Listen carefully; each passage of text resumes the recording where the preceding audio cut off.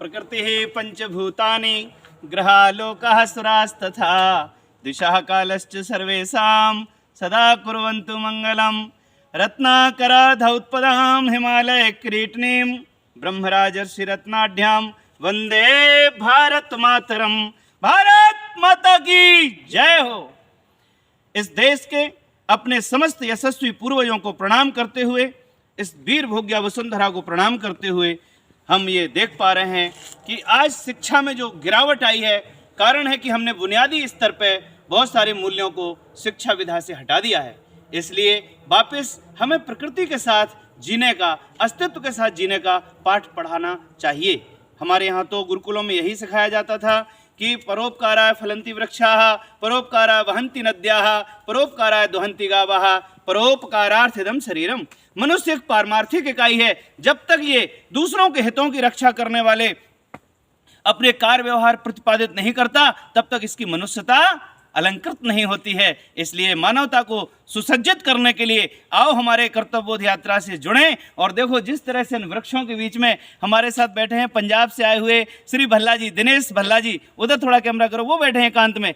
उनको मनुष्यों की भीड़ से ये वृक्षों के बीच में रहना अच्छा लगता है। और देखो वो यहाँ एकांत में 7 दिन से हरिद्वार का सेवन कर रहे थे। हम भल्ला जी से कहना चाहते हैं कि इस तीर्थ को जिस तरह से चारित्रिक शुचिता की आवश्यकता है, यहाँ के साधु संत महात्मा, गंगा के तीर पर रहने वाले साधक, यहाँ की जो वल्गैरिटी फैलती जा रही है, नशाखोरी और ये जो लंपटता, ये चारित्रिक दोष, ये जो सेक्सुअल एक्टिविटी यहाँ पर गति पकड़ रही है, अरे भाई इसको रोको। नहीं तो भारतीय संस्कृति में कहा जाता था मातृवत परदारेषु परद्रव्येषु लोष्ठवत आत्मवत सर्वभूतेषु यह पश्यति सा पंडिता। ऐसा पांडित्य का प्रकाश यहाँ होना चाहिए था। इस पांडित्य के प्रकाश पर यहाँ पर ऋषि मुनियों का तप, शिक्षण, प्रशिक्षण, ये भूमि तो इस कार्य की थी। लेकिन आज तो यहाँ होटल, यहाँ पर वल्गैरिटी, यहाँ पर वही भोगोन्माद, गोवा की तरह।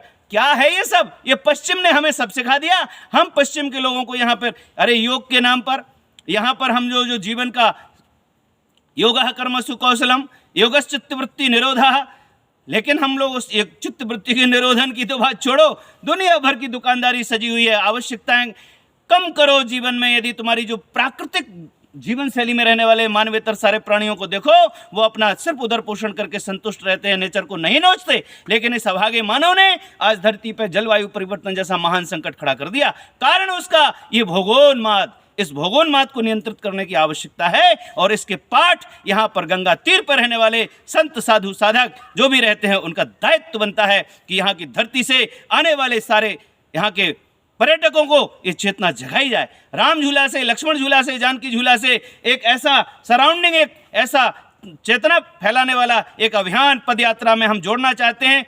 तीर्थ प्रहरी संगठन से उन तमाम लोगों को जो भारतीय संस्कृति से प्यार करते हैं, जो इस देश की शुचिता पर विश्वास रखते हैं, जो चाहते हैं कि हमारे घर की माँ बहन बेटी को कोई गलत कुदृष्टि से ना देखे।